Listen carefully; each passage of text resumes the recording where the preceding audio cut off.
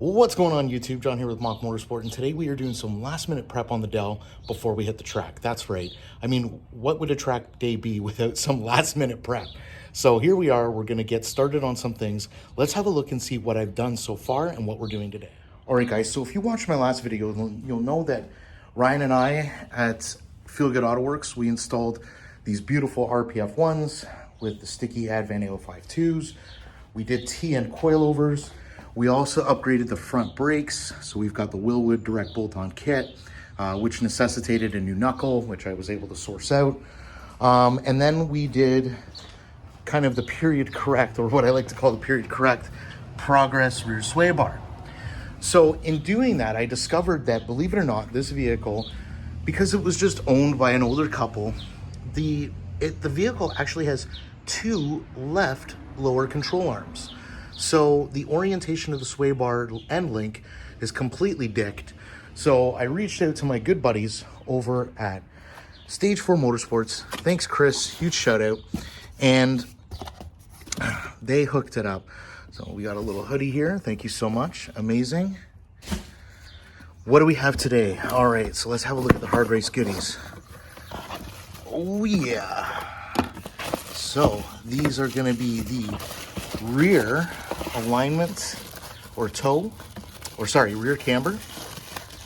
Yeah, those are our rear camber. Sorry guys, I'm doing this one-handed. Our rear camber arms, beautiful, nice high quality piece. What else do we got in here?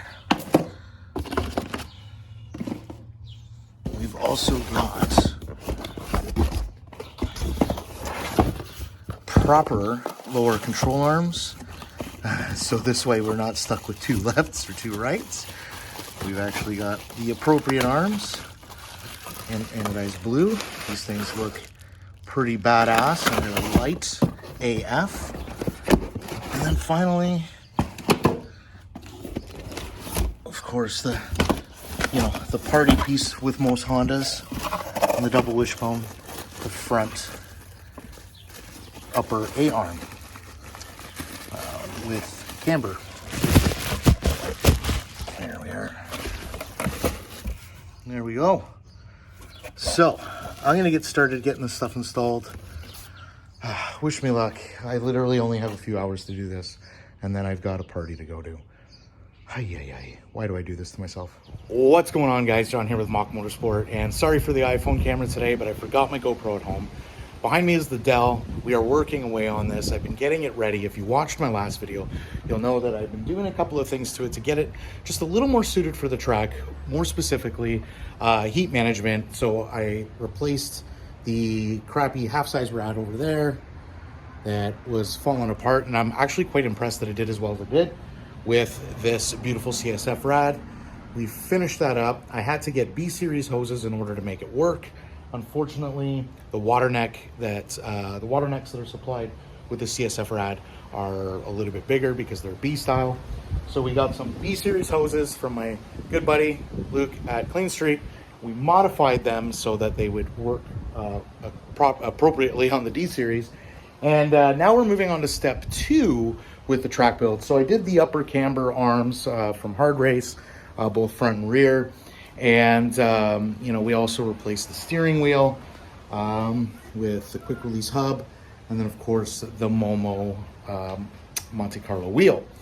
Now, if any of you have been to the track, you'll know one of the things that once you've got sticky tires on and you're going into those corners hard, one of the things that can be quite annoying is, fighting yourself from sliding around in the car, which is why I got here the Recaro Profi.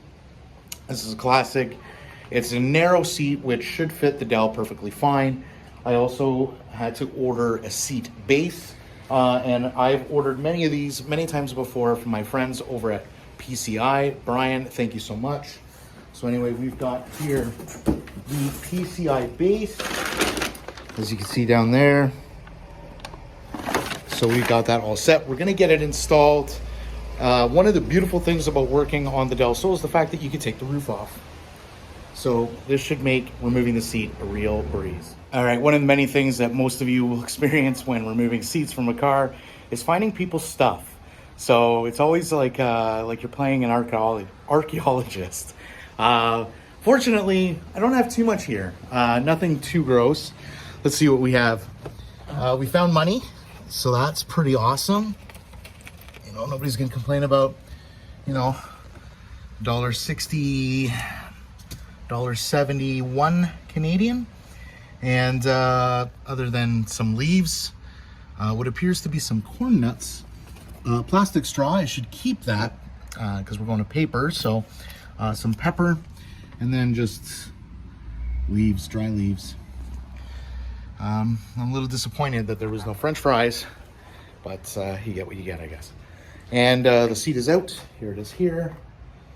So yeah, working away.